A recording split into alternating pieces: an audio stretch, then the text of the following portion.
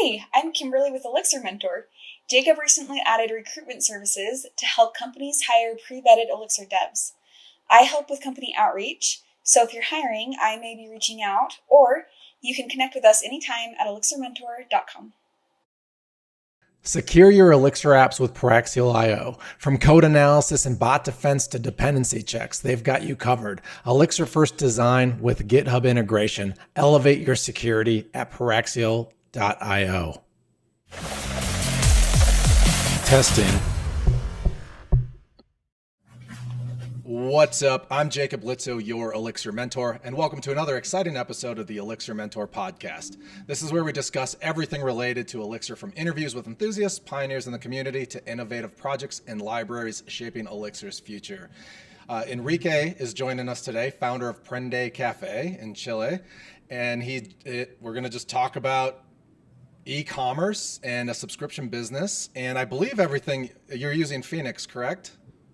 I am using Phoenix LiveView. Yeah, actually. So we got a lot of fun stuff to talk about. Can you tell us a little bit about yourself, and how do you go from ad tech to running a coffee business and being a developer? Sure, yeah, absolutely. So fun story, actually. I'm not coming with a software engineering background. I studied business and then marketing in a master's degree.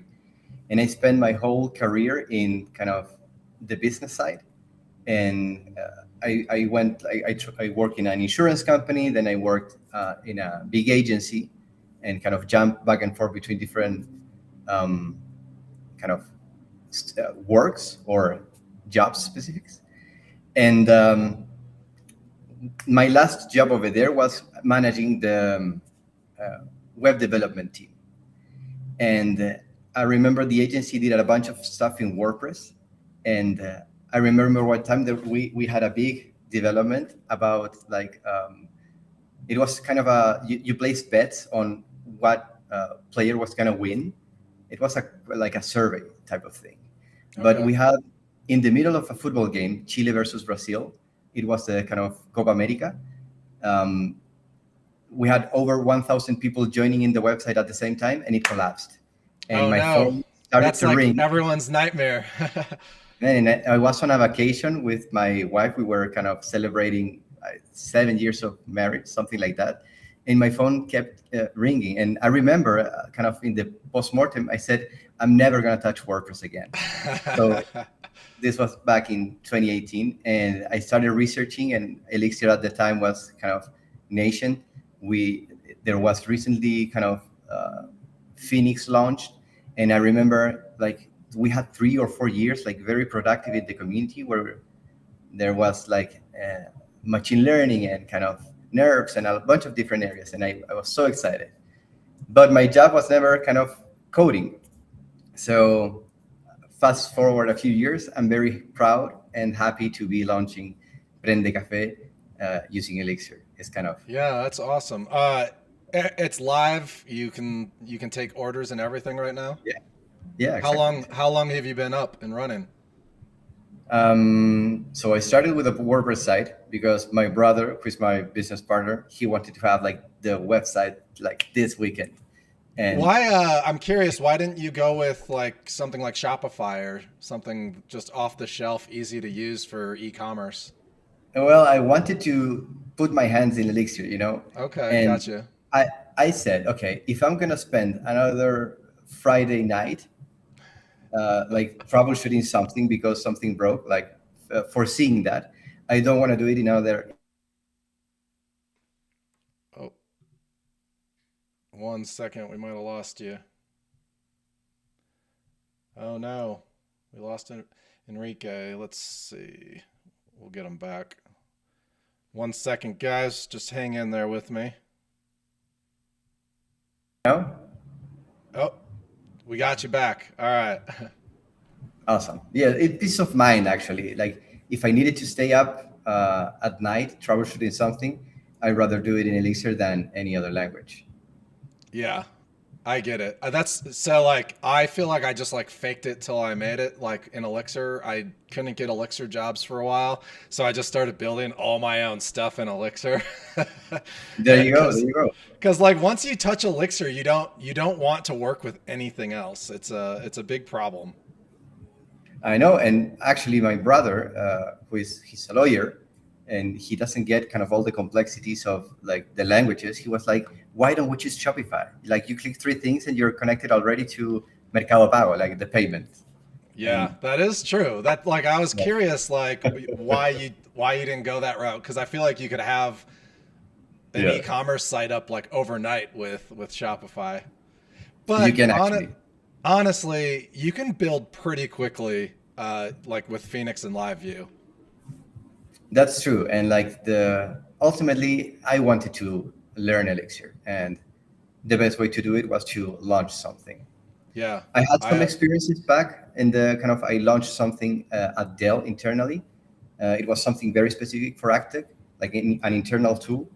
And but kind of all the rest of the members in the team said like we don't know Elixir, we know Python. We're gonna rebuild it from the ground up. So I'm curious. Is Elixir the first language you undertook to learn too, or no, have no, you? no, no. Actually, Okay, I was a PHP programmer okay, yeah. back in 2014, 2015, Can you and believe there's still PHP developers out there? I know. I mean, Symfony is a very big framework. I know it is.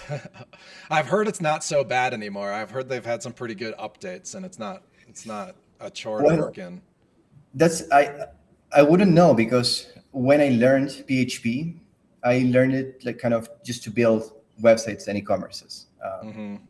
I wanted to move away from WordPress because I had a customer that had a very difficult process of manufacturing. It was like this manufacturers of roller blinds, and in WordPress you have these websites where the purchase page it likes forces you to choose in three different steps what you want and you are paying already. But if you're manufacturing, you need to be very thorough in what you're kind of the input that you're requesting from the user. Like how is the wind, the kind of the blind, it's stuck to the ceiling or to the wall, and kind of you have a bunch of decisions. Hmm. So we actually changed the process like from 3 steps to 10 steps, and it kind of tenfolded the sales. Like they were selling 2 million and they started selling 20 million with just that change. And it was That's counterintuitive. yeah. That's I was gonna say that's insane because like adding steps seems like a pain point. It's not when you, so there's a book very interesting called Don't Make Me Think, and it's about UX. And Hmm. in this book, like it says that you have cognitive loads and you have kind of motor uh, kind of, if you need to click things, it's not as challenging as thinking.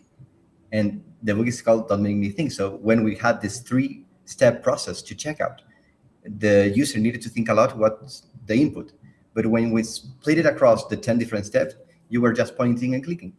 And my wife's a graphic designer, so she did a very amazing kind of That's illustrative way aw- to decide. Yeah. yeah, that's awesome. Like it's But it's it's hard to think of UX, I feel like sometimes without getting your hands, at least for me, like I have to go through the process. And if it feels clunky, then it's good. But like if you were just to tell me adding steps is the solution, I'd be like, that doesn't sound right. But then I'm sure like if I went through the flow, I'd be like, yeah, this makes sense. well, there's another book. And this is now in the marketing space. There's a book called Demand Side Sales, and it's awesome because it helps you like have you heard of the concept of so the book focuses on 3 different frameworks to understand consumers, and one of them is understanding the sources of energy. And it says that you have like emotional energy and kind of functional energy and so on and so forth. So when I think about UX, I try to take in consideration what's draining me. If something is draining me, then I have an opportunity to improve it with design. Hmm. And kind of that's why we kind of changed this 3 step to 10 steps. But what I wanted to say, you were asking me about PHP. Back at that time, I was only focusing on getting this website ready, and I didn't know about the kind of the inner workings of like the object-oriented programming. And when I started learning Elixir, I would say it took me like 5 years to understand Elixir like well. And obviously, I read some books, and I kind of listened to podcasts. Like we have an awesome community over there. And even though I was not kind of working with code, I was learning through kind of just being active and listening, and kind of the same thing that you're doing now, like educating. I was consuming this type of content. Talking to people that have done it helps the like the architecture brain, right? Like Absolutely. especially with like especially with like LLMs these days, like coding is becoming less important. Not I mean, it's still important. Like you still have to know if trash is being generated, right? Or if the LLM's hallucinating, which I've been seeing less and less of, but you still have to know how the whole system works and functions, because when you start to scale things and you get more and more users, that's when things get difficult. And if you don't build it from, if you don't build a solid foundation, then your whole system crumbles and you get interrupted on your anniversary vacation. Exactly. Your whole system crashes. Because you chose PHP. Yep, exactly. We have YTCL source saying Prende Café is fire. Amazing. Thank you. Yeah. We have a very active Elixir community in Chile, and Camilo is one of the leaders over there. Oh, that's awesome. Very cool. I love that. Can you talk about like what your stack looks like? Is it LiveView? Are you using Postgres? What are you doing for deployment? Yeah, like I would say, it's the basics. I'm using LiveView. I'm using Postgres. We have the website today in, it's not Dockerized or anything like that. I just kind of build the release and push it through GitHub Actions into DigitalOcean. Okay, and nice. So I have a cool CI/CD thing where I just need to kind of push commit and merge to the main branch, and then it's updated. I need to automate my process a little bit, because I'm always SSHing into my server to build it, and I'm always lazy on the CI/CD stuff, but clearly I need to do that because that would make my life a lot easier. It would, yeah. I mean, what I like about that is that hopefully when I build the tests and kind of I can prevent things from crashing before they are uploaded, it's gonna be like smooth.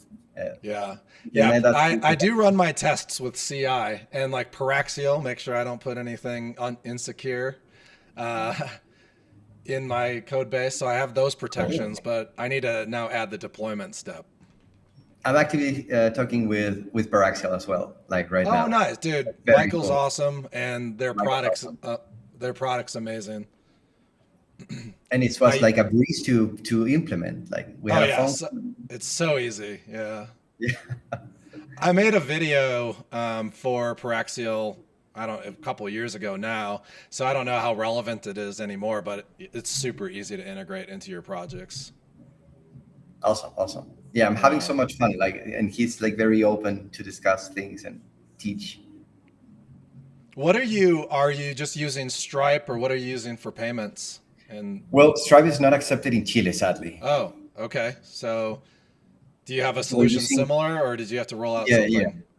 No, it's called Mercado Pago, which is I'm not sure what to compare it with, but it's kind of an eBay. But it's very big in Latin America, and they are kind of they have a very kind of super cool development team. They have cool APIs. They have an MCP, so it was easy for me to connect to kind of Cloud Code and say, kind of implement this. And I had already implemented some kind of services using Node, and I actually started with a microservice in Node that kind of was connected with my Phoenix app, and it was kind of routed through Nginx. But then after a while, a couple of months later, kind of when I started kind of receiving more requests, I killed that thing and developed it in Elixir using the MCP. So Oh, nice. now it's everything in Elixir. Yeah, that's good. Yeah, I'm using Basic UI as well. Okay. Yeah, I am very. I mean, Killswitch has a lot of JavaScript because I'm doing a lot of client side stuff. So that's the only sad part. I do have to still write JavaScript from time to time. But Yeah. for the most part, everything is Elixir and it makes my life happy. Well, I saw a couple of days ago that Curiosum started kind of sponsoring Hologram, and I think I saw, Hologram is I saw yeah, that. That's very to cool. write Yeah. isomorphic, and I think it compiles to JavaScript. I haven't seen it yet, but cool to explore if you're doing a lot That of. I've had hologram in my to checkout list. I have a tab open and I have not yet, but it looks like a really cool project. Yeah, yeah. I want to get it's Bart, I believe, right? I would love to get him on the podcast and talk to him about hologram. That would be amazing. So he can give us like a quick review of how to get our toes in Yeah, the exactly. water. Like, what do we do? Maybe I need to have him come and do just like a live stream coding stream with me. That would be amazing. Yeah. Yeah, I'm pretty excited. I don't, not this, in 2 weeks on Saturday, we got Hugo and Alex Kotmos coming on, and we're going to do a little tide wave stream, and that'll be a lot of That's fun. cool. Or not, That's cool. not Saturday. We're doing it Monday evening. I forgot. Like, I try to always push the coding stuff to Saturdays, but they were only around during the week, so we had to make it work. Are they also writing the Nerves book? Yeah, actually, yeah, I believe they. I think Hugo's like the editor. I think so. Yeah, I think so. and then Hugo's involved in everything because he's involved In in everything. Tidewave, and so it'll be good to finally meet him. I've been trying to get him on the podcast too, but I haven't been successful yet. I'm sure I'll get him one of these days. That would be great. I'm gonna keep an eye on that because I haven't played with Tidewave yet, but Yeah. I feel it's constantly evolving, and I need to catch up fast. So I'm kind of curious with coffee. Are you roasting your own or do you outsource We are. that? Oh, okay. No, we are. So you have like operations, inventory, like you got the whole system. What's the Everything. what's the most difficult part of Prende? I wouldn't say something is difficult because it takes time. And the good thing about being in the coffee business is that like everybody's happy when they're getting their coffee, So it's a very cool vibe. And Happy. yeah, there you go. You need to send me your address, and I'm gonna send you a package over there. Oh, if I can order some Prende coffee, I'll definitely do it. That would be all. I'm not sure you can. I was just thinking of no. Internationally. I was Not just yet. thinking I need to find a new coffee, but yeah, I'll happily accept a care package. Absolutely. So, cool thing. My brother married a Brazilian woman. She's a very friend of mine as well, and they started traveling a lot in their vacations because, like, they wanted to go to see the family that she has over there, her parents and everything like that. And after a couple of some travels, he was like, "How can I make these trips like more fruitful from a business perspective?" Oh, And so- make it a whole write-off, start a business. And he started kind of taking wines to Brazil and selling them over there. And after some trips we did together, we went to one of it's called Fazenda, where they grow coffee. We met kind of with different kind of people growing the coffee, and we selected a couple of them and we imported. And given that he's a lawyer, he's very kind of he did all the jobs of creating the certifications and kind of understanding what were the requirements. I would say that's a difficult part, especially if you are bringing Having an some attorney life- as a business partner is very helpful, I'm guessing, especially for importing. I would say absolutely. I mean, it's taking a lot of weight out of my shoulders. Yeah. And all I you have mean- to do is build the tech, right? Yeah, exactly. That's the easy part. And smashing some cafeterias. If you see the kind of the Instagram where I'm smashing some of the commercial It's Oh, funny. Yeah, I love it. so we bring coffee. We import coffee. We have a little roaster, which is like for 1 kilo. Okay. And whenever we have some big kind of order, we go to some other partners that we have. Like the coffee industry, at least in Chile, is small. Is kind of, they have very good energy, and you can kind of outsource whatever in the process. So Okay. So you can outsource roasting larger batches? yeah, exactly. Nice. Now, it's like if someone orders from you, is it fresh? Are you roasting per It is. order? Yeah. It is, given that we're kind of the coffee, when you're importing it, it lasts for, I would say, a year Okay. in kind of mint condition. After that, it starts kind of declining the quality. And so our first import was big enough to have like stock for the year, but we're already kind of uh, starting to import again, or buying locally as well. We also learned that when you import, you're kind of committing with a kind of big part of your cash, Hmm. and it's staying over there in your warehouse. And sometimes consumers also want to have a little bit more of variety. Hmm. So the good thing is that, given that we have big quantities in our warehouse, we are also selling to cafeterias, and we have a very big B2B business going on. Oh, And we also nice. sell to consumer. So when we sell to consumer, it's roasted within the month, and all the Okay. packages go with their date when they were roasted and things like that. Yeah, that's awesome. I love that. Yeah, I feel like I used like manufacturing is hard because you have to order your raw material in bulk and then Yeah.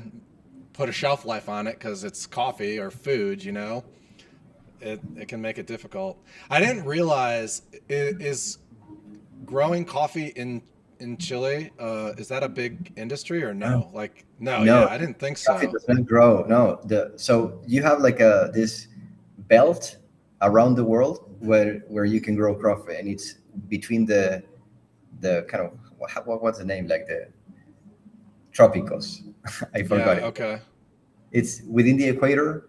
Uh, there's a Gotcha. belt where you can only grow coffee. So you don't, for example, you can't grow coffee in Italy, Mm-hmm. and Italian coffee is very well known. So when you're buying an Italian coffee, what you're buying actually is somebody in Italy importing the coffee, roasting it there, and sending it to you. So it's not very fresh. It might be like a good quality coffee, but it's not fresh. Yeah. Uh, Versus if you buy to your like local roaster, most likely they are sourcing like green beans, and they are roasting it, and it has a better quality. When you Yeah. roast it, you need to wait for a couple of weeks, so it's kind of perfect for you. It keeps kind of releasing some gases in those early 2 weeks, but something that you can talk about with your local roaster, and it's Yeah. fun. Yeah. No, that's cool. And I'm sure you have it down to a science at this point. How long, what is a typical roast process for like your small unit you have? How long does it I take for a mean, batch? roasting coffee, it's super fast. It Oh, doesn't take okay. more than 20 minutes. Oh, Like, wow. That's way faster than I thought it'd be. and you need to be very mindful of like the kind of the heat that you are, and you have like it depends on the roasting machine that you have. There's are some that you can roast with air, some with roast like with convection, like heating up some metal plates, and each of them has their benefits. And actually, like I would say 80-90% of the flavor that you get from the resulting coffee comes from the roasting process. And that's actually one of the business insights that we got a few months ago, when we were selling in the e-commerce, and it was only like takeout, right? You click kind of button, you get your product delivered. But now we're opening subscriptions, and what we want to do is to show to kind of the all the Chileans who are the people roasting coffee in Chile, because each of them, even though they might rely on a very good roasting machine that has some preset curves, um, there's also some kind of romance in the process of roasting the coffee. And you can document the process. There are a couple of clicks, like when you're popping popcorn, that you hear. It's called the crack, Okay. Okay. that signals things. So even though you might be following a predefined curve of roasting for the profile you want to get, you need to be very mindful and kind of constantly looking at how is the process going on. Okay. If the rain is too dry, it might kind of pop faster, and you need to kind of be ready to kind of intervene. Yeah. Okay. Wild. Did you roll out like your own solution for inventory and like orders and then like the shipping integration? What are you doing for that? Yeah, I'm not doing inventory You're right now. not? No. I'm not. So order comes in and you're just filling it? Yeah, but Yeah. that's like a business decision. First, I didn't want to create something from the ground up like that Hmm. complex. I just wanted to start selling coffee, Yeah. I and mean, that's why I ask, because an inventory system can be pretty involved.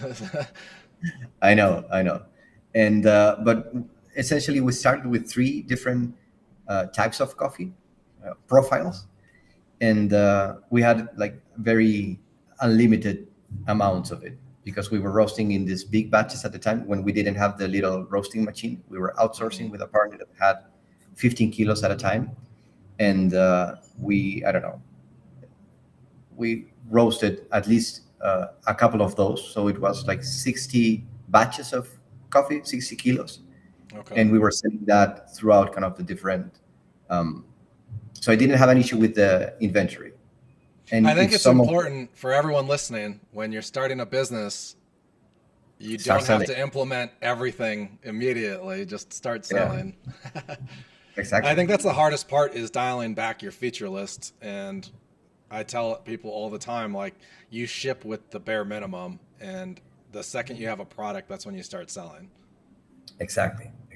And so, for example, one complex thing was the coupons.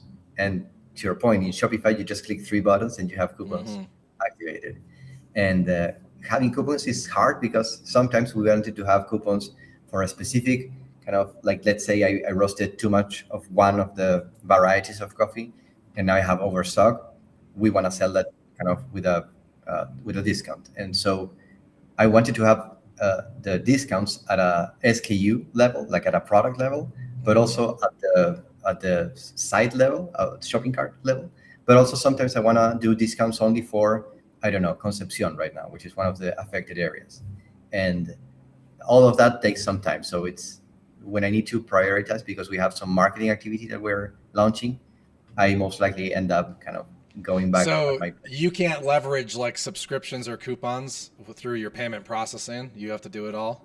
No, you have to do it all.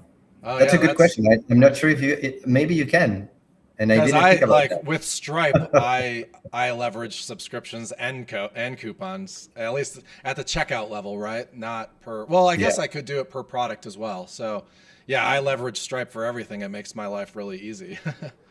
No, I don't think you can. You can. I do think you can take coupons, but it's at an order level, and Okay. I'm actually relying on them on the subscription. It's a different API, and Okay. you kind of sign up with your account of Mercado Pago. You have your cards already connected there, and people just click three times, and then they're That's subscribed. nice. It's nice Yeah, when you don't have to focus too much on the payment systems, because a lot can for go sure. wrong there. Like I And like everyone that's like building their own like ledgers and stuff. I'm like, use a solution that already exists, because there's a lot that goes on in ledger systems. I mean, without even considering that you need to kind of inform your local. In Chile, it's called Servicio de Impuestos Internos. I think it's the kind of the IRS over there, Okay. Yep. your taxes. Yeah, we're IRS. Yeah. Mercado Pago submits the sales, the kind of all the payments that they receive. They issue like a little invoice for the end consumer. Hmm. So it's connected to the IRS of Chile, something like that. Yeah, that's nice. Like I did like an affiliate program with Killswitch. I mean, it hasn't been used yet because I'm not going live until next week. But I Cool. used a third party because one, giving people money like through payment systems, Oh, especially when you're leaving your country of origin, it's like very difficult to know the paperwork that needs to be filed, or distributed. Like you have to like give. I don't remember the forms, but I don't have to do it because I'm yeah. using dub.co and they do it for me. So That's amazing. I didn't even think yeah. about that. That's true. Yeah, well, because All right, I suck at marketing. We were talking about this a little bit before the it. call, and I feel like um, a lot of developers who can build sweet solutions, they go a little brain dead, or they get ADHD and they don't want to do the marketing side of things. And like the simplest solution for me, like obviously I have to do more marketing than just an affiliate program, but I was like, if I get a few super involved people in my affiliate program, they can make a lot of money, and it's like a free salesman, you know, it's just going, Exactly. and going, and they just make 20%, which I feel like is a good number. Like, I mean, yeah, if you're somebody who are like somebody's watching right now and they are a good content creator, yeah, maybe you upload a couple of videos and you have another income. That's amazing. yeah, yeah. And by the way, I'm really excited. I just received a new product video that I had made and edited, and it is Cool. so awesome. Like, I'm not a good editor, so I outsourced that, and it turned out so good.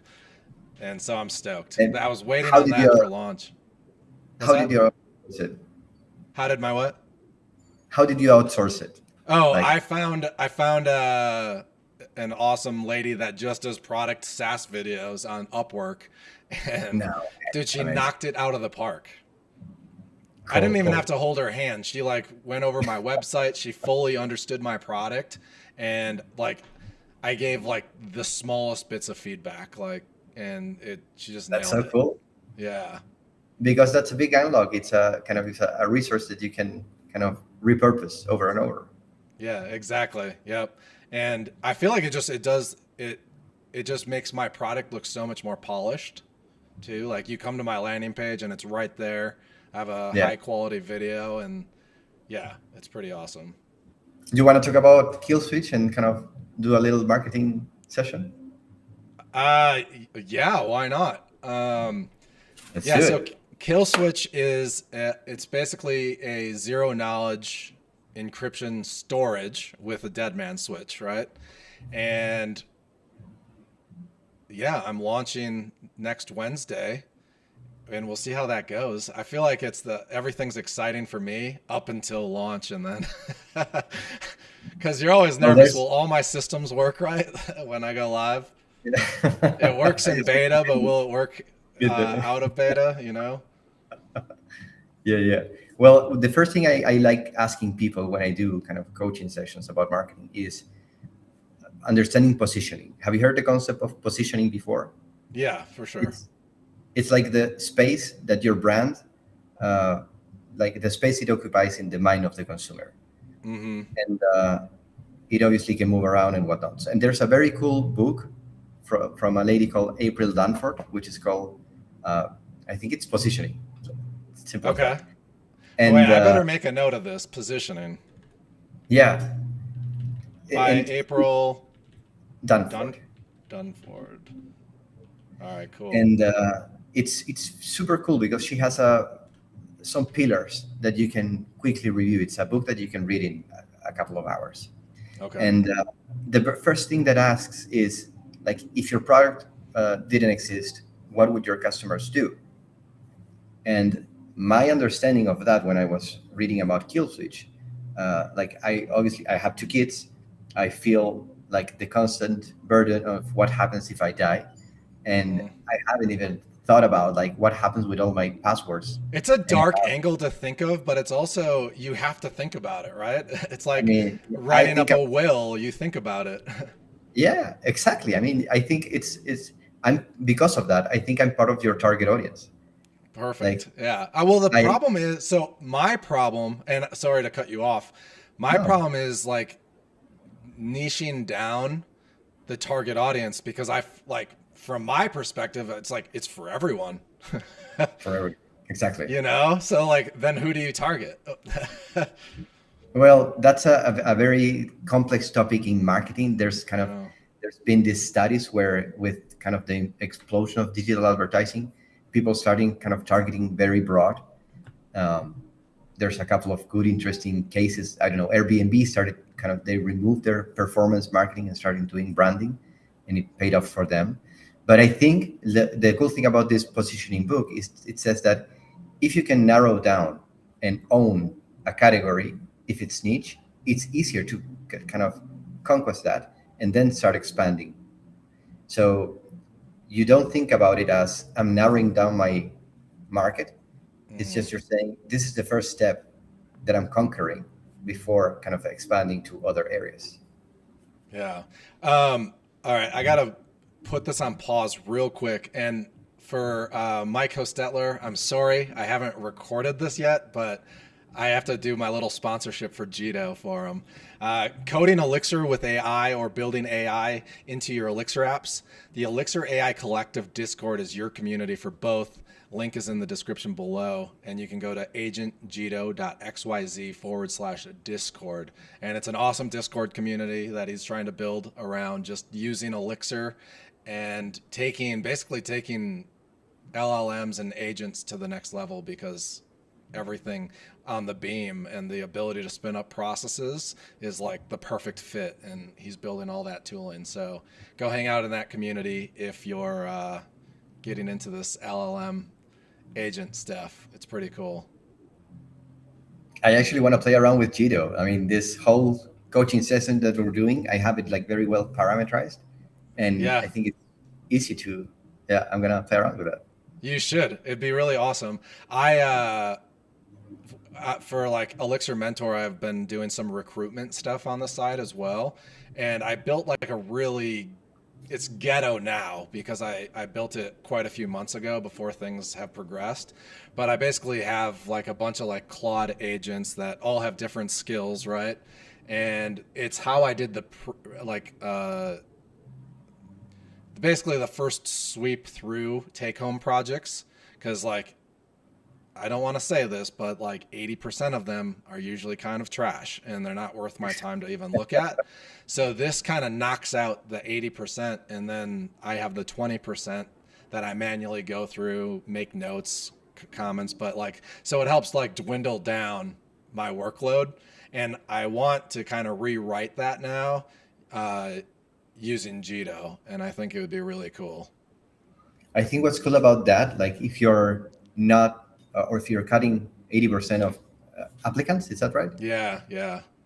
With Jido in your LLM, you could actually tell improvement plans, and it could be a part of, And like I can still like, so it does like create like feedback documentation. Like I generate PDFs and stuff. So when it's like complete trash, I give them like good feedback. And I feel bad. I shouldn't say complete trash, but like not the level of what the companies are hiring for, right? So like I give them good feedback, and I always verify that it's correct feedback. But that's not like, I feel like with like Jido agents, it's really cool because I can I can have like documentation specialties. So I can be like, this agent is just Elixir documentation. This is Phoenix documentation, and whatever it may be. And so I can make sure everything is written to best practices, you know? Amazing. But going back to the feedback of the candidates, I think one of the constant fears that people have when learning Elixir is, will I have job like available for me? And I don't have that problem as an entrepreneur, because like I'm working in marketing and I'm doing this side job, so I'm programming like my own company. But I do see a lot of people in the Elixir community like trying to make their profile more attractive to the job market. It's hard. It's marketing yourself, right? Like it's not the easiest thing. I don't know what I just started a YouTube channel and then a podcast. There you go. So just do that, guys, and then a couple of years later, it'll pay off. Exactly. Yeah. I do the slow road for everything, but the fun road as well. You know. Yeah. You got to meet amazing people as well. I did. I mean, honestly, this is like my favorite thing to do because I just get to talk to people doing cool things. And I feel like I've had like a couple guests now, and I still have like framework people and like, you know, people building tools that are really cool. But I think having like the more entrepreneur mind come on is interesting because I get to pick their brains for like all my weak points, because like like what was the hardest part for launching Prende for you? Like was it building the e-commerce site, or was it marketing, or was it getting coffee beans? Like there's so much So involved. I would say there if you look at the value chain of coffee from where it's produced to when it's kind of bought at the cup, you have a lot of different intermediate steps, and you can be a part of all those steps. You can produce coffee, you can be a coffee trader, like people who only buy and sell containers of coffee, which is a very lucrative Like job. commodity trading with Yeah, coffee beans. exactly. Yeah. Yeah. Like if you want to buy a container, I can ship you a container. We are in that part of the chain, and we started exploring this industry, kind of going deep into a lot of those different stages. So we have a physical cafeteria, and the business of having a kind of a cafeteria is different to the business of selling coffee in the website, and it's different from selling like coffee to like in B2B to another cafeteria. You need to position your brand in a different way. Like if I'm selling to in my cafeteria, I need to bring people in. So the challenge is different than selling in B2Bs, because you need to sell Mm-hmm. at bulk, you need prices, and you need to be kind of on point when you're delivering. Like I'm gonna sell you, or I'm gonna deliver 2 kilos of coffee every Tuesday, for example. You need to, Do you have a physical location for a cafe? we do, we Okay, do, we do. nice. Cool. And I think that's the most difficult part of the business, Okay. because it forces us to constantly think about ways to be a part of the culture of people. So, given my brother and I, we train for Ironman. We do some Ironmans. Oh, no, I used to do that. I haven't done one since Really, 2012, but yeah, I used to be super into marathons and triathlons. it's amazing. It's amazing. Like I started swimming a couple of years ago, and I would say it's one of the most interesting sports out It's there. it's hard. It is. I feel like if you constantly like once you're in Ironman shape, if you can keep the training regiments up, it makes it a lot easier. But I Exactly. got a little burned out because I was doing like 2 a days for I don't even know how many years, but and then I just stopped. I was like, you know what? I'm Yeah. just gonna do CrossFit, mountain biking, and rock climbing. Like, That's perfect. That's perfect. yeah, I mean, we also need change. Yeah, we do. Yeah, yeah. it's a lot of time commitment. My problem, I think I don't like road cycling enough, and it kind of like burned me Okay. out. But like, and I get it. I get why people love it, but mountain biking is so much more fun for me. Not hitting trees. It Yeah. makes it a little more exciting. I really like the biking. Here in Chile, we have a lot of kind of uh, bike lanes, and it's very cool. Like I come Nice. biking to the office, and I like it as a hobby. Yeah, But that's I awesome. would And say, it keeps you in shape, right? yeah, exactly. But so what I'm saying is, the hardest part is not focusing enough. So we have the cafeteria. We need to bring people in. So we are, for example, meeting with all the clubs that we know that do triathlon, and we start, I don't know, running in the mountain, and then we finish in the cafeteria on a Saturday Oh, morning. that's awesome. So you started a run club essentially, and it brings people right to your door. Like we affiliate with Yeah, yeah. clubs that do that, That's awesome. and yeah, I do kind of miss that. Like when in my marathon days, I would always do I was part of like a Saturday run club, and we would yeah, always end at a cafe that had amazing food and coffee. Like, exactly. That's the idea. That's the idea. But that requires energy, and yes. energy that if you put that energy over there, then you're a little bit more burned to kind of get in the middle of Saturday evening to start coding. So Yeah. I would say eh, I would say the most difficult part to answering your question is not having focus enough. Yeah, fair enough. Discovering this. I feel like a big question that I get asked a lot because I do a lot of things and you're doing a lot of things, right? You're running a side business, you have a day job, you have a family. And I get asked a lot too because I have a lot, I do Elixir Mentor, I do Killswitch now, I work for Collex. And how do you balance your time? Like, how do you set your priorities and how do you balance your time? Well, being very mindful. Yeah, Like yeah. I learned in the pandemic years that if you don't have a focus on what you're going to be spending your time in, like the year flies by. Yes, it And does. Even when so you I started, are, even if you have a plan, the year flies by. yeah, exactly. Yeah. But at least if you have a plan, you're Yeah. more mindful of kind of the second that's passing. And I started kind of a journaling book, and I remember I did an exercise of kind of documenting what the year was in kind of two sentences or one Mm, sentence. Like 28 was this for me, and 2012 was this, and so on and so forth. And then I got to 2023, and I was like, what do I want this year to be for me?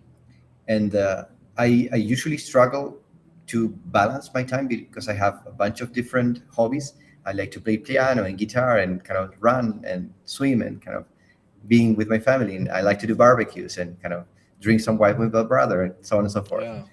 And I do need to kind of prioritize too. But one thing that took the anxiety away is that I have some goals for the year, and I can collapse to this is the goal for this month. And I have goals that are longer term. Like this is the decade where I'm gonna be, I don't know, launching one song that I can sing in piano, for example. And I like that takes that. the anxiety away. I need to be better at writing my goals down. I use Obsidian for all like my notes and stuff, and I created a daily template that I haven't started using, but it's more like a bullet. Like I have the like I know I want to do it now. It's Yeah. doing it, but I've been trying to do like a bullet point daily journal, but like my daily goals, what I accomplished, and just like a quick thing, like where Yeah. what I want to accomplish today, what I ended up accomplishing, and then just do that daily. And then like I like the like do the year and the month, and then have your micro points to those too. But yeah, Yeah. it's good to do because like right now, like I'm pretty good at like I keep everything up here, which No, probably man. isn't the That's good. best, Yeah. but like I'm very like self motivated, so I'm always moving Yes. forward.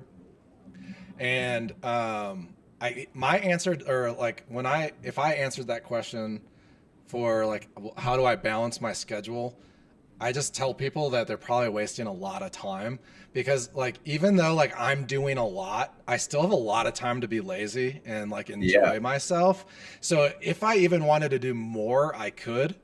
So like after my day job every day, I'm working a couple hours every evening on my projects. Yeah.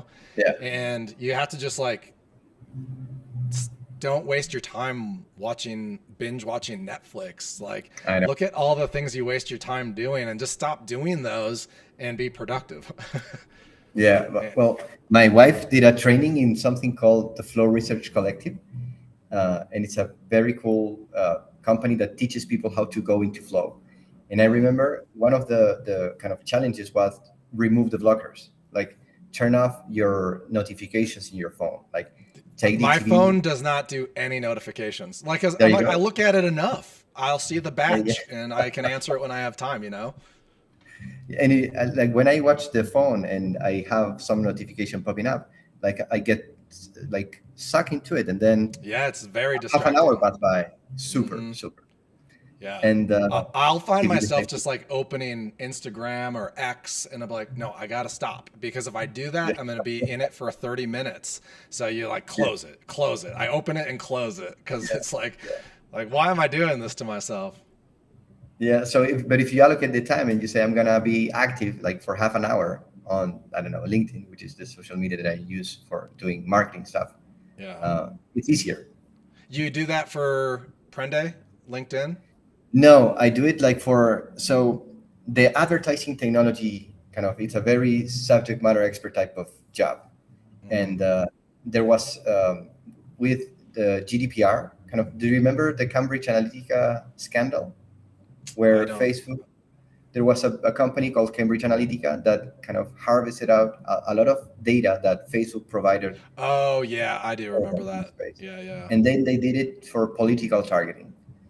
That was kind of the stone that started kind of rolling down, and it created a snowball. And then GDPR happened, and companies like Google, Facebook, and the big companies that kind of supports the advertising world removed some identifiers that were stored in a cookie, And for years, like 2020 to early 2025, Google said that they were removing the cookies, like from Google Chrome, the advertising cookies. And in March last year, they say, well, like, we're not going to take it. Into our profits too much. Yeah, exactly. Yeah. So I would say it has taken a lot of turns. And for a marketer today, it's very hard to know if you're targeting your intended audience, because, like, I don't know, Safari doesn't use cookies, Firefox doesn't use advertising cookies, and Opera and Brave, and there's a bunch of different browsers that they don't use advertising cookies. So if your target audience is using one of those phones, you're maybe not engaging with them with your ads. It's a very specific thing. It's kind of don't waste your advertising budget type of thing. And I like to be active on it because it's kind of my day-to-day job. Yeah, that makes sense. What's your go-to advertising styles for Prende?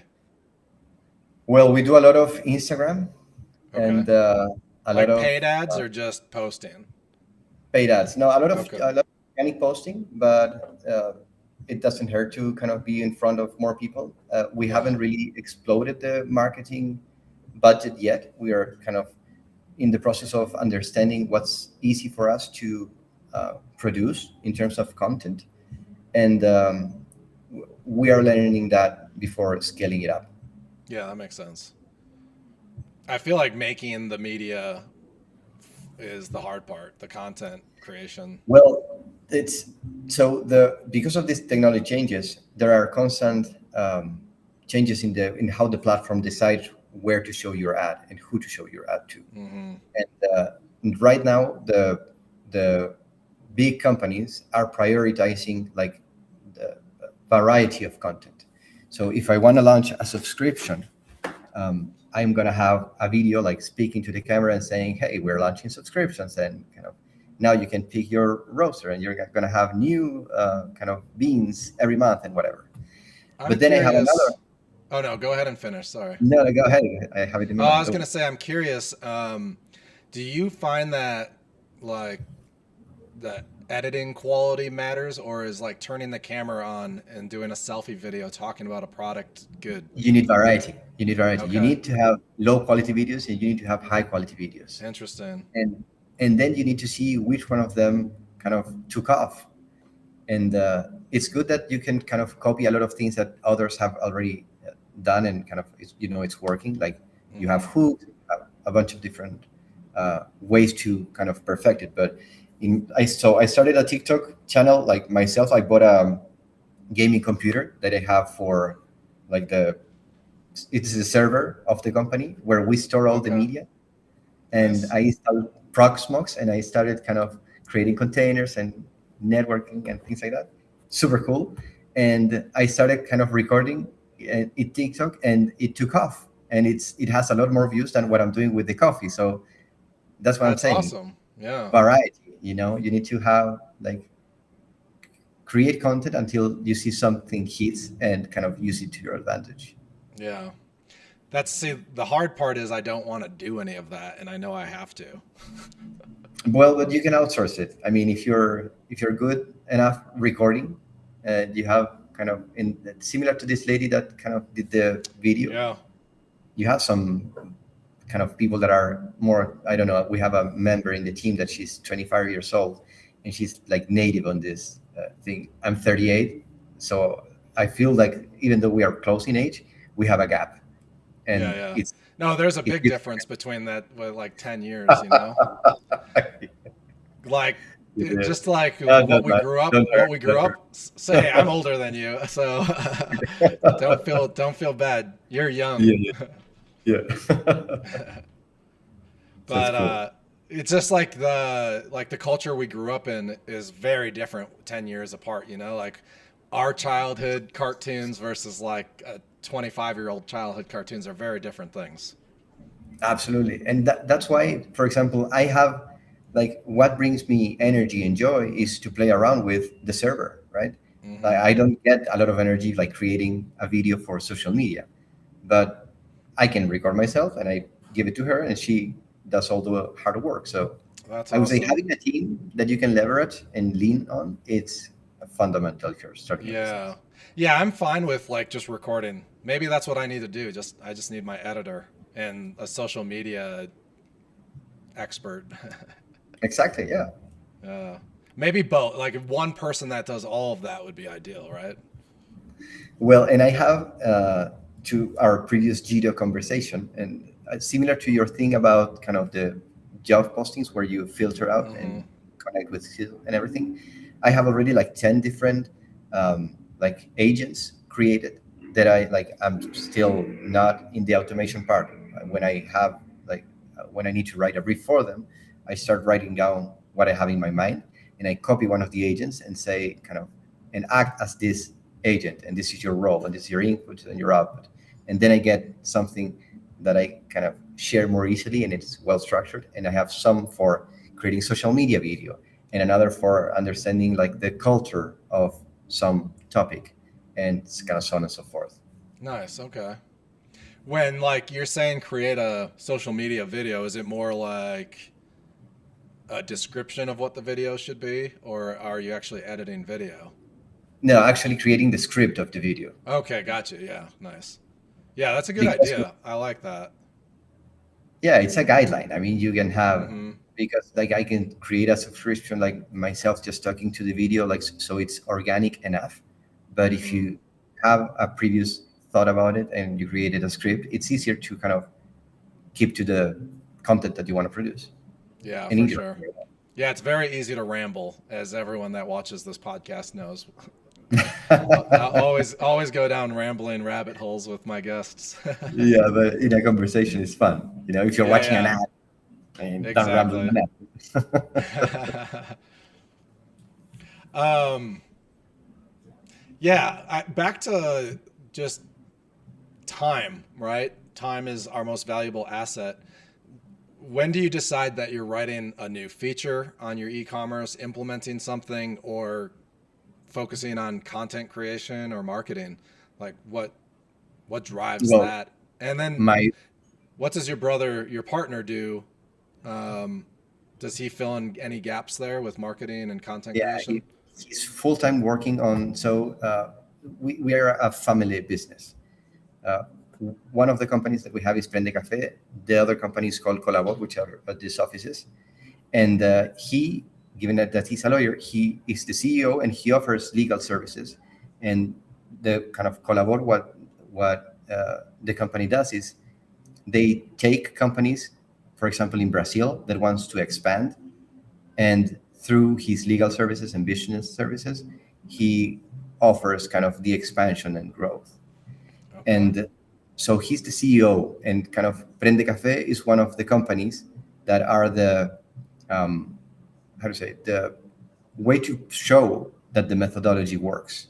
You know, Okay. Yeah, yeah. I like it's that. like it's like part of your best portfolio. You know, it's Like how to do proving business. you're walking the walk with your own company using the same There you go. methods. I like it. Yeah. Exactly. So he's the CEO, and we have a bunch of team members. We have two Elixir developers as well. So my involvement in it is more like architectural, I would say. Like I Okay. go into GitHub and I create like the issues, and more often than not, my brother is the one saying, "Hey, we need to launch this and that," and he's kind of overseeing the business as a whole. And so we prioritize with the two developers like what to build, and then they are proficient enough and autonomous enough to actually do the work. That's great. You have enough work to keep two developers busy? Yeah, That's awesome. Very cool. yeah, because they work with my brother in Colabor, so like I'm helping them focus on what we need to build on Prende, and whenever they are out of time, because they're focusing on Colabor, I kind of go in the night. You fill in the gaps a little bit. Yeah, it's what I like. So yeah. What's your end goal? Is your end goal to do like the Prende and that stuff full time, or do you like having the I don't side think projects? so. Yeah. I don't think so. I think I really like the coffee business. It fills me with energy, and but if I have literally, it fills you with energy, right? exactly. But if I kind of think about 3 or 4 years ahead, what I really like is Elixir. So after this kind of first check that I have in my life, like I have a business in Elixir, I want to start learning nerves, and it would be amazing to create the first like coffee machine, like in nerves. Like I don't know enough to do it. Yeah. I don't know enough electronics, but this is the year that I'm going to learn electronics. There you go. I have a cool little like fully automatic espresso machine, and it's the best thing I've ever bought, you know? Yeah. And it's not powered by Elixir. Not yet. No. Not yet. Yeah. I'm waiting for you to build one for me. So that would be like a long-term type of thing. I would like to kind of continue. Cool. There is something cool about the like IoT, the physical end of products with programming. I do miss that. Like in a different life, I did a lot of manufacturing automation, and bringing it to like a microcontroller level would be a lot of fun. Amazing. Yeah. We have in the cafeteria in a couple of weeks, we're going to have an event where Camilo, the CL officer, I forgot his name. YTCL source? I think so. Yeah, CL source. So he is a professor in a university, and he teaches electronics. And Elixir is one of the few universities in Chile that teaches Elixir. So kudos to him. And awesome. He created a blueprint for creating like a little gladiator. Like you buy a car and you put inside like some servos, and you start kind of poking the balloon of the other car. All right. And we're going to have a fight in the cafeteria in a couple of weeks. That's awesome. I love that. So it's like I'm dipping my toes in the IoT world. It's like what I don't know if this was just a US thing, but do you ever remember BattleBots? BattleBots, no. Oh my gosh. I think it still exists, but I don't like watch TV really anymore. It was the coolest show. These guys would just build robotics that are made to destroy each other. And so like whichever one was left standing and moving would win the fight. And it was so cool. Yeah. Like they'll have like spinning saw blades and things and like crazy shit and just tear the other robot apart. Amazing. Yeah. This is I would say 3 levels down or 10 levels down, but you're getting there. You're going to have to, you'll have to step it up eventually, but that's still cool. Exactly. Like popping the balloon and controlling the car. I love that. Yeah.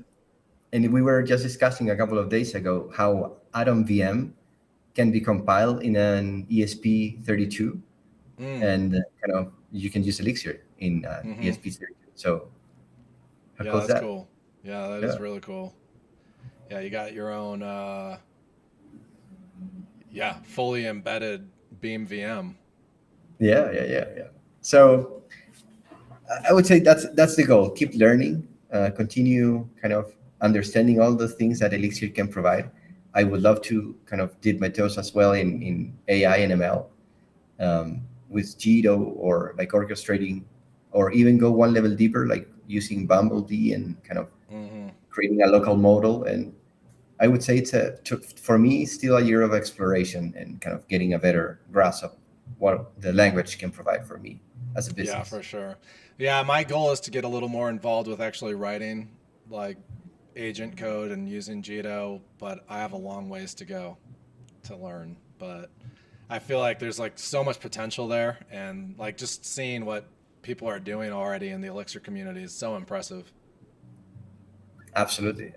And I saw that like last week, there's a library called Rufus, and what it does is it helps you run cloud code in a loop. And some people are kind of creating a specification and getting the thing running at night, and next day they have an MVP. Is that the the Ralph Wiggum. Is that what you mean? Or is Rufus another one? So. Yeah. I know. Maybe that's the one. Yeah. Yeah, and I saw, like, I haven't really dug into this, but I know like Mike Hostetler's got a big project called like Wreck It, and it looks fascinating. I need to make time. This is the problem with time, guys. You gotta just, I don't know. Like my focus has just been my day job and then getting Killswitch out the door at night. So one thing at a time, I guess. Yeah. So you're launching this week then? Yeah, I'm gonna launch on Wednesday, so January 28th. Amazing. Yeah, I know. Amazing. I got a lot to do before then, but I got to just pull the trigger. Otherwise, I'll just like stay in beta testing forever, you know? Exactly. And you have a queue list of people who are kind of joining already? Yeah, so like let me pull up my numbers. I forget right now. I think I have like 18 users, which is pretty cool. 18 beta test users. Where's my dashboard? Yeah, I have 18 minus one because I'm one of them. So 17 beta users. Okay, amazing. Yeah. But like honestly, I've had a lot of awesome feedback. People don't really give you feedback the way you would expect them to, right? Like, because it's not their baby. But like, I have a handful of beta users that have been like amazing. So I'm very grateful for them. That's cool. Yeah. So I think it's cool. Everything seems really stable and everything's working. So it's ready to go. And what are you using to automate like sending the emails if somebody doesn't like log in time? I'm using scheduled Oban Okay. jobs. Yeah. And at first I was, and then like talking to other people about what I was doing, at first I was running like workers that would just, query my database every 15 minutes. And if it was expired, it would launch, notifications or whatever. Okay. And then talking to other engineers, I was like, yeah, there's definitely like you could hit a point of not being able to get through your batches within your 15-minute window, so it's not consistent. And then you could have a kill switch trigger or a dead man switch trigger and it might be 15 minutes late, so nothing was like super precise. So I didn't like that, and then I ended up just doing Oban jobs, scheduled Oban jobs. So now like when you check in, it just reschedules them all and cancels the old one, and I think it's a pretty solid system. Cool. I haven't tried Oban yet. I haven't had. Oh, dude, I love it. It's such a good library. Cool. Yeah. Cool. It's so easy. Like, yeah, I highly recommend it. Go use it. I have it on my kind of bucket of things to do. Yeah. Move that one to the top. It's pretty good. You'll love it. Okay. Yeah. I'll take it. Because it just like, if you have any gen servers or processes, just if you have to code in your own like retry solutions and like how to like handle failures and things, it's just like already there. Like they did all the hard work, That's cool. So, yeah, highly recommend. I can use that. I think I can use that with the kind of the payment subscription, because somebody can unsubscribe in their account in Mercado Pago, like the equivalent of Stripe. And even though I have a webhook, sometimes the webhook does not connect, not sure why, and I don't get the update. So what I'm doing right now is I'm querying like that API on a daily basis and identifying kind of the status. So you're like truing up data once a day? Yeah. Yeah, use Oban, dude. Okay. And you'll just have a daily worker and you like set it up like a cron job and it just goes. And then you can look at they have an awesome dashboard. You can see if jobs are completing, failing, scheduled. It's amazing. That's cool. Yeah. Now you gave me work for my Saturday. Yep. You're welcome. Just in case you didn't have anything to do. Exactly. But yeah, I need, I don't really have a good like marketing launch idea. I'm going to do product hunt. I'm going to do that. And I'm going to hit my email list and then all my social media, but I haven't gone down the route of paid ads or anything. And maybe I should, I don't know. What's your opinion there? No, yeah, I don't start with paid media. Okay. Ever. especially if you're not kind of depending on this to kind of be your first income. But kind Yeah, of it's definitely, main. my side hustle, so Yeah. it's not a So I would huge say, priority to make it money. and I would say, I always try to push people to leverage their assets. Like you have a very strong YouTube channel, and perhaps creating a like, and this podcast that you're doing right now is kind of getting to know the community of Elixir. And I'm Mhm. very grateful to be a part of this chapter. So thanks for the invitation. Hey, I am so thankful you came. I love all my guests willing to come chat with me. Yeah, and you could have another like that are 10-minute chapters where you interview people who are actively using Killswitch to get to know why they're using Killswitch. And for example, if I was a part of that, I would tell you that my main goal would be to kind of have a way to get the data to my wife and kids faster Hmm. than what a will could do. I mean, I will need to do a will as well, but this is faster. And I Well, would need, but you can have the digital version of your will just automatically get delivered, right? They're not required. Like, uh, what if they don't know? Like, what if you store everything in like a safe or something? And I'm sure your wife would have the combo, but for whatever reason she doesn't, you can still get her the combo then with Killswitch, right?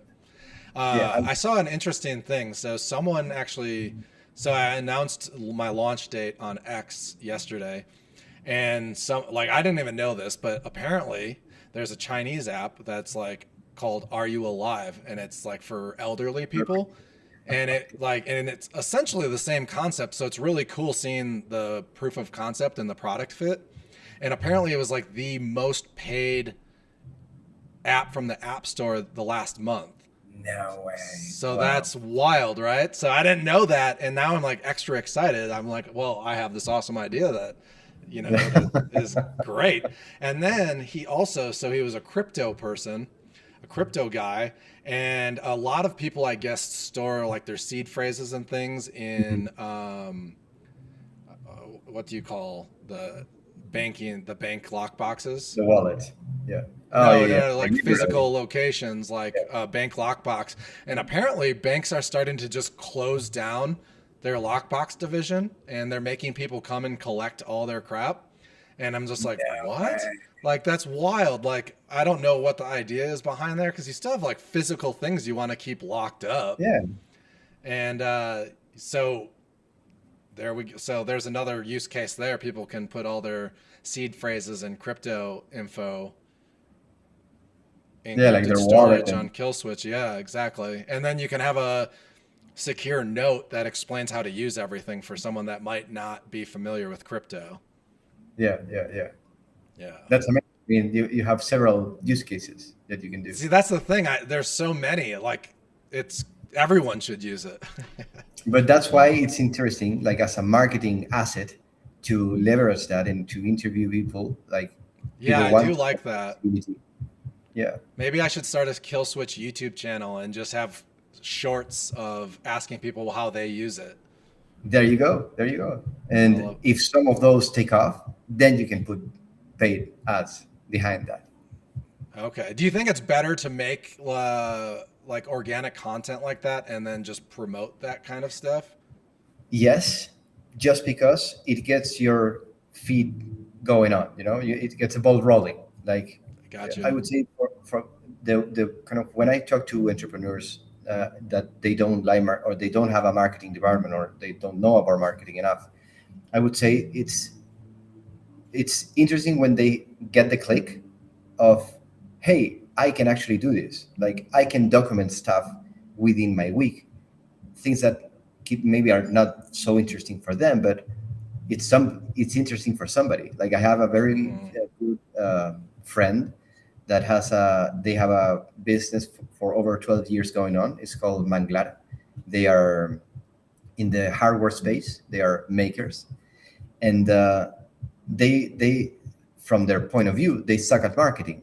But what I'm trying to help them understand is that they don't suck at marketing. They just don't have the right process to kind of get on a Monday to Friday recording enough stuff that can get the ball rolling, and organic gives you that, I and like that. variety, try new things, try different things.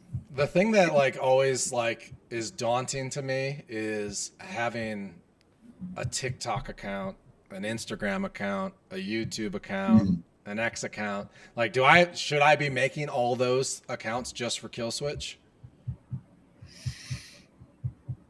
It depends on your target audience, right? It depends where your target audience is spending money. So if you're targeting older people, I would advise to kind of talk to a local newspaper, or perhaps go and kind of speak at some radio events. Or I think older people might be hard just because technology, right? But yeah, like, I think, 50s and lower, because like those people could be more like crypto enthusiasts and they see the need. So like, I don't know, like Facebook but is full of maybe boomers, and then but I don't maybe know. it's targeting like my mother. My mother is like 63 years old, and her mother is alive, my grandma, and maybe she wants to monitor if she's alive. And maybe the kill switch needs to be also a physical thing, a button that they can click, and it Yeah. syncs with something.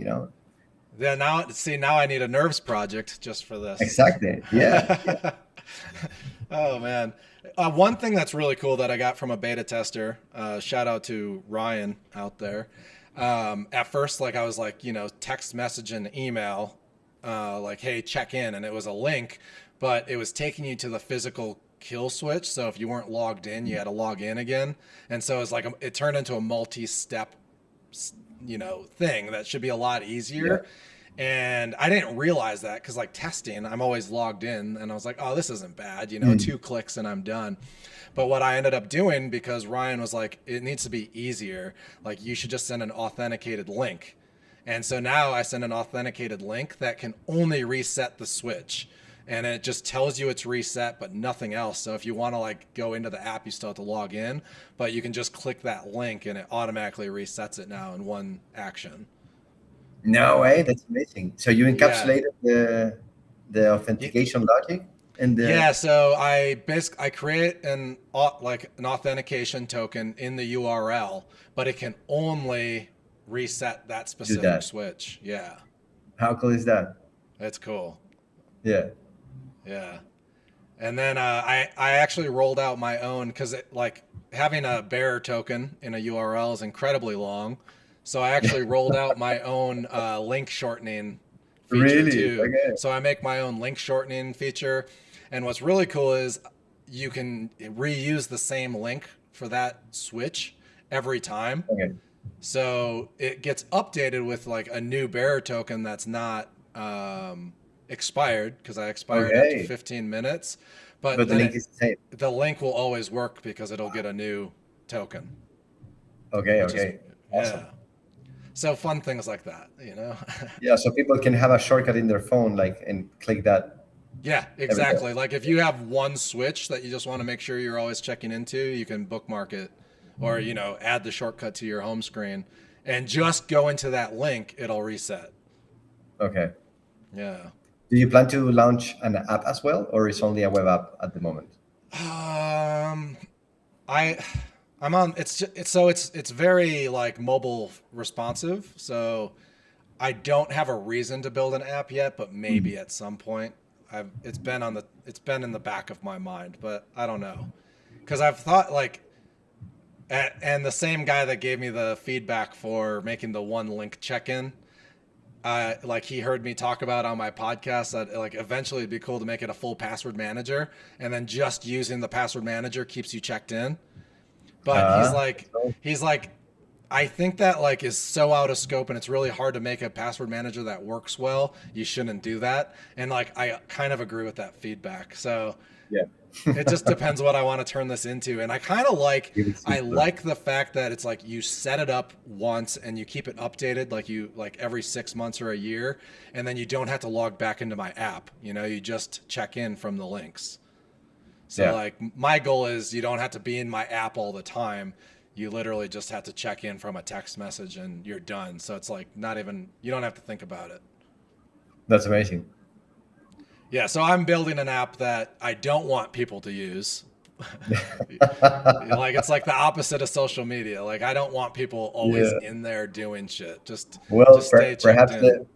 perhaps the social component will follow naturally. I mean, if you Maybe. start getting people that are want to have this for their parents, maybe Yeah. they want to have some way of, I don't know, saying a message to them every day.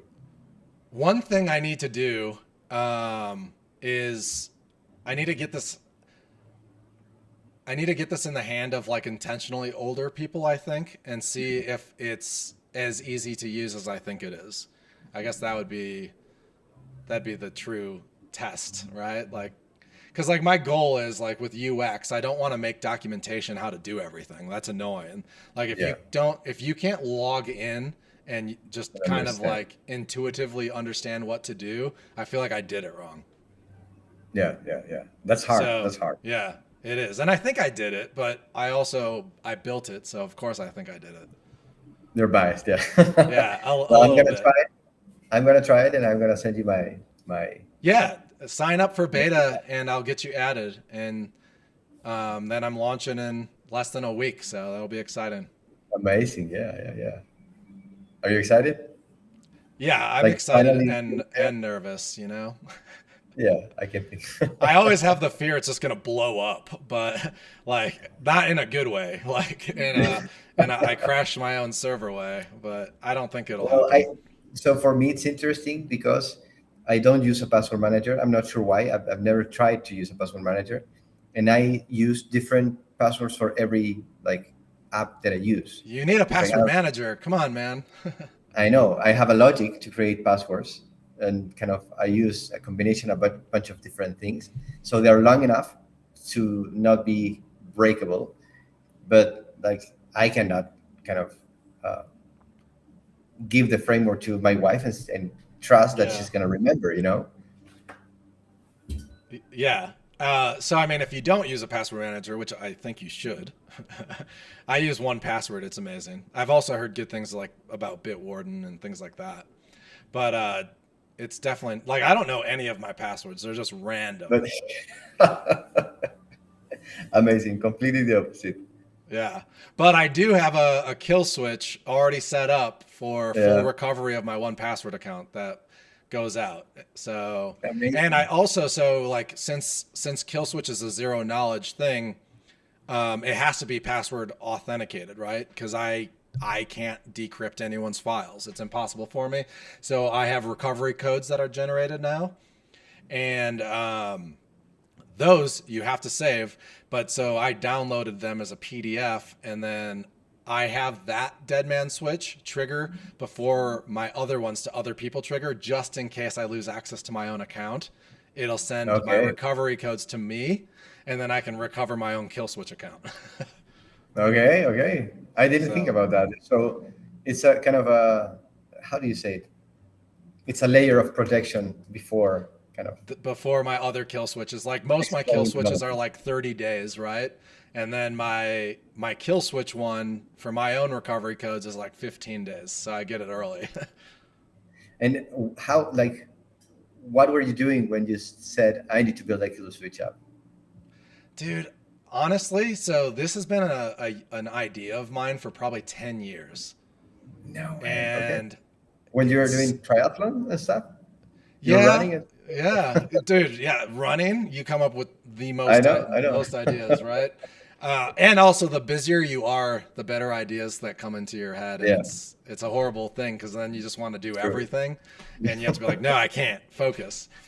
Yeah. But yeah, it kind of was just an idea forever, and I was like, yeah, that'd be cool, but I don't have time, so I just like put it off, and then something reignited the idea in one of my meetings, and I was like, oh, dude, I used to have this idea where you could just like, store encrypted documents, and then if you don't check in, you have your own your own dead man switch. And then I was like, I need to build this. And now that I know Elixir, like the patterns just made more sense. Like it's way Yeah. easier to schedule the triggers and the notifications. And I just like had the whole architected plan in my head already. So I was like, all right, I'm gonna build There it. you go. Yeah. There you go. Yeah. Oh. Yeah. I had the same thing with the coffee. So I said, I'm not going to do it in Shopify, which I regret sometimes, but it's fun. It is fun. And you get to work in Elixir. Otherwise, what are you gonna do with Shopify? Like write in Liquid or whatever the hell their language is? Like I don't know. I don't know. I no haven't even. thanks. I was overseeing. I didn't write this code, and I'm glad I didn't. But before, like a couple of years ago now, I was running a consultancy, and we had to build a Shopify app.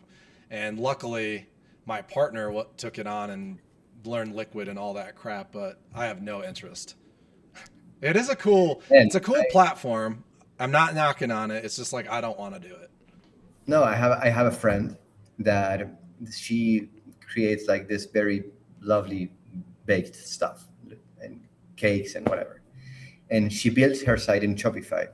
And the guy that created the account for her downloaded a bunch of apps that were not connected between each other. And so you need to put your kind of address to see if you had like a delivery close enough to the store, when you saw the product, when you added the product to a shopping cart, when you were paying. And you needed to input the thing 3 times, and it was Oh a damn. nightmare. No, man. And I was like, dump this thing, like kill it and Yeah. build something in Elixir. For real. And like if you guys if Stripe is where you live too, it just makes e-commerce and any SaaS product so easy. Like I don't have to think That's about finances, and that's the most critical part, right? You can't mess that up. that's cool. That's cool. Yeah. Payment processing is a difficult problem to solve. Yeah, and it was easy for me as well. Like, given that it has this MCP thing, I say it was like a week of work, kind of going at home and kind of connecting things. But when it was connected, like I didn't need to think about it. I'm curious, have you used Tidewave at all since you have I the haven't Phoenix used LiveView? Tideway. Oh, No. dude, it will blow your mind. Like the browser version, you can literally Yeah, click on like components and divs and be like, I don't like this or I it's not know. working right, and it will fix it. Amazing. I started, so I did try it, but I tried it, I don't know, 4 months ago when they only had like uh, cloud code integration with the API. So you need to buy Yeah, tokens in now advance. you can use like the max plan and stuff. So it's I like know. it's so awesome. Yeah. I need to try it out, but I haven't had the time to prioritize that. But that's gonna It's be worth like on top of my it's list. worth it because actually get Tidewave implemented into your project and then add Oban and it'll do it for you for the most part. No way. Okay, Yeah. that's even better. Yeah. Yeah, It's like, like it's mind blowing how well it works. I like I mean like I review all my code, but I'm like rarely correcting it at this point. It's pretty good. that's amazing. Like the developer tooling of Elixir was one of the things that kind of was Yeah. fundamental for me deciding to go into this thing. Yeah, and for whatever reason LLMs love Elixir and no one really knows why. Yeah, yeah. It's like I had a boss in the kind of when I was working in the agency, and he always said that the kind of uh, the suitcases were invented in kind of the old Egypt, and the wheels were invented as well, kind of very old back in the day. But humans put wheels on suitcases like in 1970 something, you know. Yeah. I feel that's what's happening with LLM and how Elixir was like the philosophy of Elixir. It took off, right? It had a very strong architectural way of doing kind of the ecosystem. And I love how it works. I remember 10 years ago when I was building things in PHP and I wanted to learn React, and kind of every month or so you had a new framework coming up, and Dude. it Yeah, the drained my energy. JavaScript world is so difficult to keep up with. Yeah, yeah. And you're almost forced to because of like security vulnerabilities as well. I know. And it's I know the hard. React thing. Yeah. Oh yeah, React, And dude. what happened with I think it's similar with Elixir. Like it's difficult to keep up, but it's because it keeps opening new fields for you. So if you learned Phoenix and now you have like Bumblebee, like you can put AI ML in your project, but you need to learn it first, and then nerves, and then so on and so forth. So I think it's a different kind of learning curve that you have, which I like. Yeah, no, it's pretty cool. All right, I think we can wrap this up. We've been going for a while. Do you have any words of wisdom for people that want to build a SaaS side project or something and aren't doing it? I would say just launch it, and there's the cost of inaction. Sometimes it's bigger than the cost of action. Ooh, Now that I we like have, that. Yeah. now that I you mean, said like LLMs. I know there's a lot of haters out there with LLMs. So many people claim that they don't work well. I haven't experienced that, and a lot of developers that have been in this game longer than me, 20, 30 years, are seeing the light too. And I think it's opening the doors for like single team entrepreneurs to be almost everything you need to be at a certain scale, right? Like if you're building a bunch of micro SaaS products, like it opens a lot of doors for, a 1 to 3 person team, and you can do a lot. Exactly. And outsource whatever you need. Like, Yep. that's smart as well. Like, don't, if you feel good and it gives you energy to sit down in a computer and do coding, just do coding, right? And if you're not if it takes energy from you, create videos and content and the marketing stuff, there's a bunch of people that are super qualified. It's getting cheaper, like, because there's a bunch of people like getting into the field, trying to be more entrepreneurs themselves and getting a side business out of it. So I think it's just get the ball rolling. That's the advice. I love that. I agree. All right, guys. Well, thanks for everyone that tuned in. I hope you guys have a good weekend. And Enrique, thank you so much for joining me. This was a lot of fun. It was awesome meeting you. Thanks for having me, man. Super fun. Testing.